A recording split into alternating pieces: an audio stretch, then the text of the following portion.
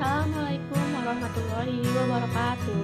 Di sini kami kelompok 12 akan mempresentasikan materi mengenai kebijakan dan inovasi pembelajaran. Adapun anggota kami yang bernama Ajeng Alia, Sini Anggraini, dan Monica Yolanda. Untuk itu langsung saja masuk kepada pengertian pertama, yaitu pengertian model pembelajaran. Di sini saya akan menjelaskan mengenai pengertian, ciri-ciri, dan juga fungsi dari model pembelajaran. Yang pertama ada pengertian model pembelajaran. Model pembelajaran adalah suatu kerangka kerja yang memberikan gambaran sistematis untuk melaksanakan pembelajaran agar membantu belajar siswa dalam tujuan tertentu yang ingin dicapainya. Namun, model pembelajaran memiliki tujuan, prinsip, dan tekanan utama yang berbeda-beda. Maka dari itu, model pembelajaran harus dilaksanakan sesuai dengan kebutuhan siswanya. Selanjutnya ada ciri-ciri dari model pembelajaran. Yang pertama, rasional teoretik logis yang disusun oleh para pencipta atau pengembangnya. Maksudnya di sini, para pencipta membuat teori dengan mempertimbangkan teorinya dengan kenyataan sebenarnya, serta tidak secara fiktif dalam menciptakan dan mengembangkannya. Dan yang kedua ada landasan pemikiran tentang apa dan bagaimana siswa belajar. Jadi, model pembelajaran ini mempunyai tujuan yang jelas tentang apa yang akan dicapai, termasuk di dalamnya apa dan bagaimana siswa belajar dengan baik, serta cara memecahkan suatu masalah pembelajaran. Dan yang ketiga ada tingkah laku mengajar yang diperlukan agar model tersebut dapat dilaksanakan dengan berhasil. Jadi, model pembelajaran mempunyai tingkah laku mengajar yang diperlukan, sehingga apa yang akan menjadi cita-cita mengajar selama ini dapat berhasil dalam pelaksanaannya. Dan yang keempat, lingkungan belajar yang diperlukan agar tujuan pembelajaran ini dapat tercapai. Model pembelajaran mempunyai lingkungan belajar yang kondusif serta nyaman sehingga suasana belajar dapat menjadi salah satu aspek penunjang apa yang selama ini menjadi tujuan pembelajaran. Dan di poin ketiga ada fungsi dari model pembelajaran. Yang pertama, untuk membantu dan membimbing guru dalam memilih teknik, strategi maupun metode pembelajaran agar tujuan pembelajaran tercapai. Untuk itu, ketika guru menggunakan model pembelajaran, tentu secara otomatis ia akan mengetahui teknik, strategi, dan metode pembelajaran apa yang akan dilakukan. Dan yang kedua, untuk membantu guru dalam menciptakan perubahan perilaku peserta didik yang diinginkan. Jadi, guru telah mengetahui bahwa model pembelajaran digunakan untuk merealisasikan target pembelajaran dalam RPP dan implementasinya dalam pembelajaran. Perubahan-perubahan perilaku tersebut misalnya menulis rumus gaya, menghitung kuat arus listrik, mengukur kecepatan udara, dan lain sebagainya. Dan yang ketiga, membantu guru dalam menentukan cara dan sarana untuk menciptakan lingkungan yang sesuai dalam melaksanakan pembelajaran. Jadi, ketika guru menetapkan untuk menggunakan model pembelajaran tertentu, secara otomatis guru harus menentukan cara dan sarana agar tercipta lingkungan seperti yang dikehendaki dalam model pembelajaran yang guru pilih. Dan terakhir, untuk membantu menciptakan interaksi antara guru dan siswa selama proses pembelajaran berlangsung. Jadi, dengan model pembelajaran, guru dapat mempunyai pedoman untuk berinteraksi dengan siswa selama proses pembelajaran berlangsung. Misalnya, cara mengkomunikasikan informasi, cara memunculkan masalah, cara menanggapi pertanyaan dan jawaban siswa, dan lain sebagainya. Sekian materi dari saya, selanjutnya akan diserahkan kepada rekan saya, Feni. Selanjutnya yaitu terdapat jenis-jenis model-model pembelajaran inovatif, di mana model yang pertama yaitu pembelajaran komparatif Jigsaw, di mana pembelajaran ini melalui penggunaan kelompok kecil siswa yang bekerja sama dalam memaksimalkan pembelajaran dan mendapatkan pengalaman belajar secara maksimal, baik pengalaman individu ataupun kelompok. Kedua yaitu number heads together, di mana teknik ini yang akan memberikan kesempatan kepada siswa untuk memberikan ide-ide lalu mempertimbangkan jawabannya yang paling tepat bersama-sama. Yang ketiga terdapat cooperative decision making, di mana pemecahan masalah atau problem solving suatu bentuk cara belajar aktif sesama siswa yang mengembangkan kemampuan anak untuk berpikir dan bertindak secara logis, kreatif, analisis, dan untuk memecahkan masalah. Yang keempat, terdapat analisis kasus, di mana teknik ini memberikan kesempatan kepada siswa untuk menganalisis suatu hal lalu mendiskusikannya bersama teman-temannya. Setelah itu, mereka akan mencatat hal-hal yang penting dan melaporkan hasil analisisnya kepada guru. Selanjutnya yaitu kooperatif tipe talking chips, di mana talking ini diambil dari bahasa Inggris yaitu artinya berbicara, sedangkan chips yaitu kartu. Pembelajaran yang dilakukan dalam tipe talking chips ini memuat kelompok kecil yang terdiri dari 4-5 orang, yang mana masing-masing anggota kelompoknya membawa sejumlah kartu yang berfungsi untuk menandai apabila mereka telah berpendapat dengan memasukkan kartu tersebut ke atas meja. Yaitu discovering learning, di mana siswa ini mengorganisasikan bahan belajar yang dipelajari dengan suatu bentuk akhir. Metode ini untuk memahami suatu konsep, arti, dan hubungan melalui proses intuitif untuk akhirnya sampai kepada kesimpulan. Selanjutnya yaitu problem based learning atau PBL, yang kita kenal dengan pembelajaran berbasis masalah, di mana sebuah pendekatan pembelajaran yang menyajikan sebuah masalah kontekstual yang mana untuk merangsang peserta didik dalam belajar. Selanjutnya yaitu ada project based learning. Metode pembelajaran ini yang menggunakan masalah menjadi langkah awal untuk mengintegrasikan pengetahuan baru berdasarkan pengalaman dalam beraktivitas secara nyata. Selanjutnya yaitu ada group investigation. Metode ini dengan siswa harus menganalisis sebuah permasalahan lebih lanjut bersama teman sekelompoknya. Terakhir yaitu ada penelitian sosial, di mana model ini mendasarkan diri pada kemampuan guru untuk melakukan refleksi terhadap kelas di mana dia memfasilitasi pada siswa. Yaitu ada pengertian kebijakan dan inovasi pembelajaran. Inovasi media pembelajaran adalah suatu pengembangan media pembelajaran yang tepat guna, yang baru dan atau memiliki kebaruan serta mampu memecahkan persoalan pembelajaran. Nah, selanjutnya yaitu terdapat faktor-faktor yang harus diperhatikan dalam inovasi belajar. Yang pertama yaitu ada guru. Guru adalah orang yang sangat berpengaruh dalam proses belajar mengajar. Guru harus betul-betul membawa siswa terhadap tujuan yang akan dicapai. Guru harus memiliki pengaruh bagi siswanya. Guru harus berpandangan luas dan memiliki wibawa agar memiliki kekuatan dan kesan kepada siswanya. Maka dalam pembaharuan dalam pendidikan harus mengadakan profesionalisme guru. Yang kedua terdapat siswa. Siswa merupakan objek pertama dalam belajar. Belajar dipengaruhi dalam lingkungannya juga. Dalam pembaharuan pendidikan, makanya harus memperhatikan dalam segi siswa, karena siswa adalah objek yang akan diarahkan. Yang ketiga terdapat materi ajar. Materi ajar adalah materi yang akan digunakan oleh guru untuk melaksanakan kegiatan pembelajaran.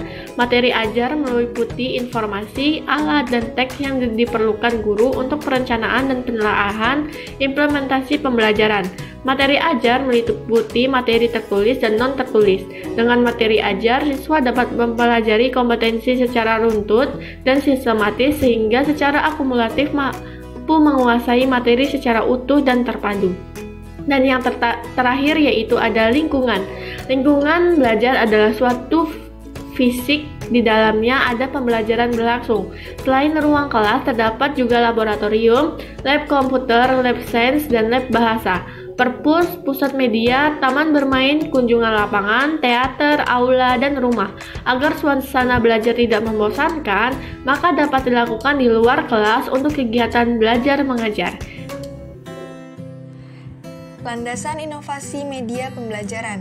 Seperti namanya, landasan adalah suatu dasar atau tumpuan yang menyokong sesuatu. Dalam hal ini, sesuatu yang disokong tersebut adalah berupa inovasi dalam media pembelajaran. Menurut Fahyuni tahun 2018, ada beberapa tinjauan tentang landasan pengetahuan media pembelajaran, antara lain landasan filosofis, landasan psikologis, dan landasan empiris. Yang pertama, landasan filosofis. Sejatinya, kita sebagai manusia itu memiliki sarana yang mencukupi untuk melaksanakan proses pembelajaran. Oleh karena itu, agar proses belajar mengajar dapat berhasil dengan baik, peserta didik sebaiknya diajak untuk memanfaatkan semua alat inderanya. Sarana yang dimiliki seorang manusia dimaksudkan berupa pendengaran, penglihatan, akal, serta hati. Dengan keempat sarana ini, manusia bisa melakukan eksperimen, pengamatan, trial and error, diskusi, dan berbagai cara-cara lain yang bisa dilakukan untuk memaksimalkan keempat sarana tersebut. Belum lagi, menurut Mayer dalam Vahyuni tahun 2018, dalam teori kognitif multimedia learning, bahwa siswa-siswa yang belajar dengan kata-kata dan gambar bisa menghasilkan 89% lebih banyak solusi kreatif dalam tes transfer dibandingkan siswa-siswa yang belajar hanya dengan kata-kata. Saat kata-kata disajikan sebagai narasi, saluran auditori bisa digunakan untuk pemrosesan kalimat. Pada saat yang sama, saluran visual bisa digunakan untuk memproses gambar-gambar. Dengan cara ini, bebannya jadi berimbang di antara dua saluran, sehingga tidak ada saluran yang kekurangan dan tidak ada yang berlebihan. Yang kedua adalah landasan psikologis. Proses belajar mengajar di sekolah seringkali dihadapkan pada materi yang sifatnya abstrak dan di luar pengetahuan siswa sehari-hari, sehingga materi menjadi berat dan sulit diajarkan oleh guru dan sulit untuk dipahami oleh siswa. Dalam hal ini, peran guru sebagai pengembang ilmu sangat besar untuk menentukan dan memilih serta melaksanakan pembelajaran yang tepat dan efisien bagi peserta didik, bukan hanya berupa pembelajaran yang bersifat konvensional. Burner dalam Daryanto halaman 2016 mengemukakan bahwa dalam proses pembelajaran hendaknya menggunakan urutan belajar dari belajar menggunakan gambaran, kemudian belajar menggunakan simbol, yaitu kata-kata, dimulai dari siswa berpartisipasi dalam pengalaman nyata, kemudian menuju siswa sebagai pengamat kejadian nyata, dilanjutkan ke siswa sebagai pengamat terhadap kejadian yang disajikan dengan media, dan yang terakhir, siswa sebagai pengamat kejadian yang disajikan dengan simbol. Yang ketiga, ada landasan empiris. Seorang siswa yang telah melalui proses belajar idealnya ditandai oleh munculnya pengalaman-pengalaman psikologis yang baru dan positif. Pengalaman-pengalaman yang bersifat kejiwaan tersebut diharapkan dapat mengembangkan aneka ragam sifat dan sikap yang konstruktif, bukan hanya kecakapan yang destruktif. Dalam proses belajar mengajar, kehadiran alat atau media pembelajaran mempunyai arti yang cukup penting, karena dalam kegiatan tersebut, ketidakjelasan bahan yang disampaikan dapat dibantu dengan menghadirkan media sebagai bentuk perantara. Namun, meskipun begitu, pentingnya media bagi tercapai tujuan pendidikan masih banyak dijumpai lembaga yang kurang mementingkan alat atau media tersebut. Padahal, siswa akan mendapatkan keuntungan yang lebih apabila mereka belajar menggunakan media pembelajaran yang sesuai dengan karakteristik belajar mereka. Selanjutnya, ada cara untuk membuat produk inovasi pembelajaran. Untuk melakukan inovasi dalam pembelajaran yang mengintegrasikan atau memanfaatkan teknologi informasi dan komunikasi, berikut langkah-langkah melakukan inovasi dalam pembelajaran, yakni yang pertama, mengidentifikasi masalah dan analisis kebutuhan. Langkah identifikasi masalah dan analisis kebutuhan merupakan awal dari semua langkah inovasi dalam pembelajaran. Dalam melakukan inovasi, guru terlebih dahulu harus mengidentifikasi masalah yang dihadapi. Langkah ini sangat penting dilalui guna menghasilkan inovasi yang sesuai dengan kebutuhan peserta didik. Hasil dari sebuah analisis awal adalah daftar kebutuhan, jenis, dan prioritas kebutuhannya. Yang kedua, ada penyusunan rancangan inovasi. Penyusunan rancangan inovasi perlu dilakukan oleh guru. Terdapat dua pendekatan langkah penyusunan rencana pelaksanaan pembelajaran yang mengintegrasikan TIK, yaitu pendekatan idealis dan pendekatan pragmatis. Dalam pendekatan idealis, topik atau satuan pembelajaran dijadikan sebagai acuan. Langkah yang dilakukan yakni menentukan topik, menentukan tujuan pembelajaran, dan menentukan aktivitas pembelajaran dengan memanfaatkan TIK. Selain itu, dalam pendekatan pragmatis, Langkah pertama yang bisa dilakukan adalah mengidentifikasi TIK yang bisa digunakan atau dilakukan. Selanjutnya, guru dapat memilih topik-topik yang sesuai dengan kondisi TIK yang tersedia. Setelah menentukan topik yang sesuai dengan ketersediaan, guru dapat merencanakan strategi pembelajaran yang relevan agar dapat mencapai kompetensi dasar dan indikator capaian hasil belajar dari topik pembelajaran tersebut. Perlu diingat bahwa dalam menyusun rancangan inovasi, guru harus menyiapkan silabus dan RPP yang telah disesuaikan dengan kurikulum. Yang ketiga, ada pengembangan rancangan inovasi. Pengembangan rancangan inovasi terhadap RPP perlu dilakukan untuk disesuaikan dengan kurikulum yang berlaku. Aktivitas pengembangan yang dapat dilakukan oleh guru yaitu dengan mengajak rekan sesama untuk turut berdiskusi mengenai bagaimana pengembangan RPP ini dapat dilakukan. Yang keempat, pelaksanaan uji coba. Semua rancangan inovasi yang telah disiapkan harus melalui proses uji coba terlebih dahulu sebelum kemudian diterapkan dalam proses pembelajaran. Hasil uji coba inovasi tidak perlu mengkhawatirkan berhasil atau tidaknya. Setiap kendala yang ditemukan dalam proses uji coba harus diyakini sebagai sebuah pembelajaran yang kemudian akan dievaluasi dan akan memberi dampak positif terhadap guru maupun produk yang dibuat. Yang kelima, ada pengendalian dan perbaikan. Berdasarkan hasil uji coba yang telah dilakukan, guru harus melakukan perbaikan terhadap setiap kelemahan-kelemahan yang mungkin saja ditemukan pada saat pelaksanaan uji coba. Lalu yang keenam, ada implementasi. Setelah semua dirasa siap, tindakan selanjutnya adalah mengimplementasikan produk tersebut dalam proses pembelajaran. Kesiapan guru dalam mengimplementasikan inovasi pembelajaran ini menjadi kunci kesuksesan di lapangan. Yang ketujuh, ada evaluasi. Usai melakukan implementasi, selanjutnya guru harus melakukan evaluasi guna memperbaiki kegiatan pembelajaran berikutnya. Dalam melakukan evaluasi, guru harus mampu mengidentifikasi tingkat keberhasilan dalam menerapkan rancangan yang telah diterapkan dan bagian apa-apa saja yang harus diperbaiki. Selanjutnya, ada permainan atau game edukatif.